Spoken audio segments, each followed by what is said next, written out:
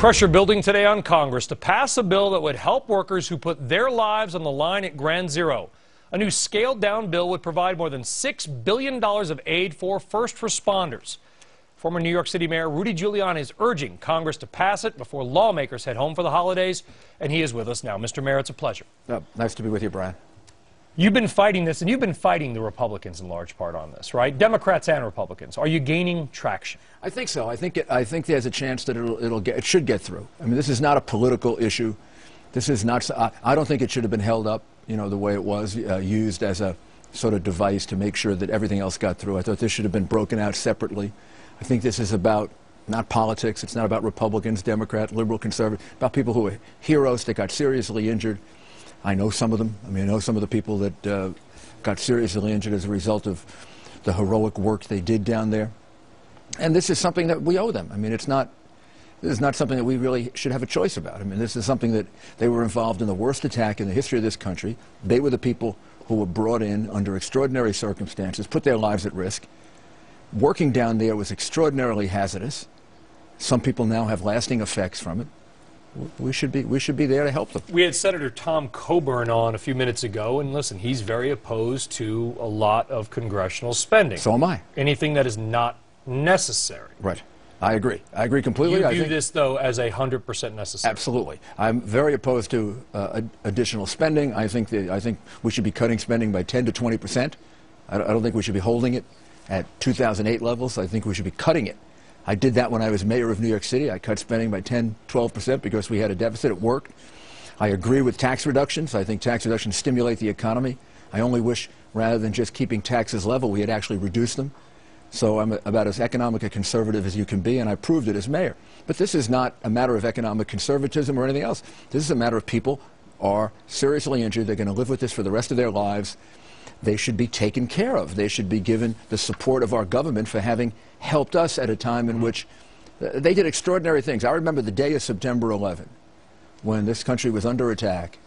About 4 or 5 o'clock in the afternoon, hundreds of construction workers came down there, maybe thousands, and volunteered. And the uplift of that was just tremendous. And I knew how dangerous it was. There were fires below the ground of 2,000 degrees Fahrenheit and more. Anybody there could have been killed. It's only remarkable that in that cleanup effort we didn't lose a life, someone falling into fire, somebody getting hit by something. We almost did. I almost saw a firefighter have his head taken off by a crane.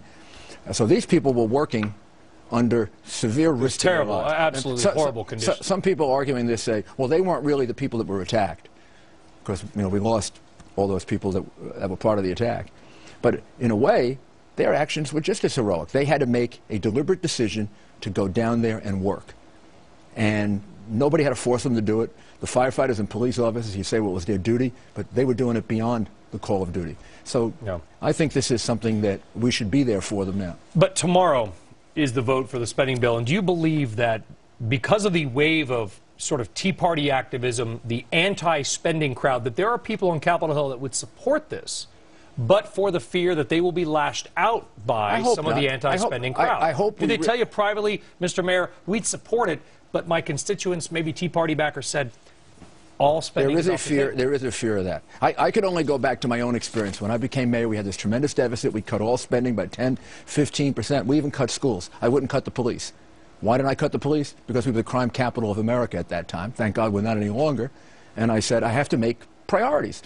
I can't cut the police and try to get the murders down from 1,900 to 500. I mean, the only way I'm going to do that is you have to have priorities. Governing and leadership is about priorities.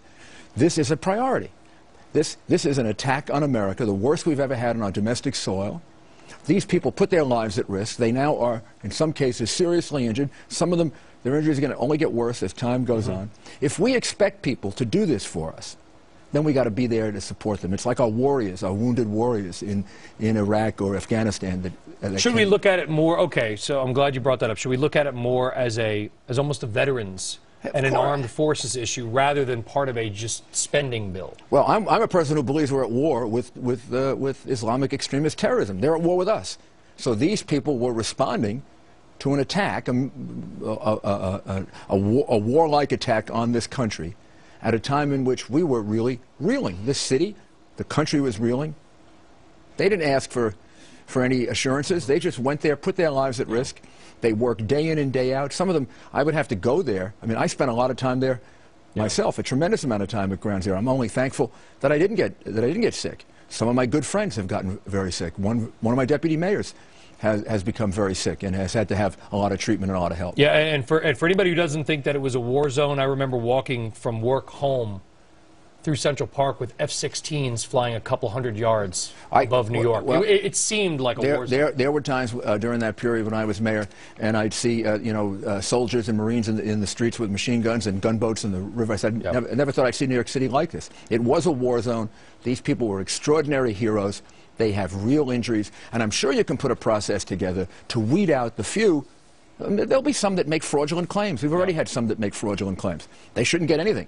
In fact, they should be prosecuted. They should be. I was going to say go to jail if you're going to feed off the back of Absolutely this, right. You should be prosecuted. Absolutely Mayor Rudy Giuliani, thank you very much, sir. Thank you. Merry Christmas. Merry Christmas to you too.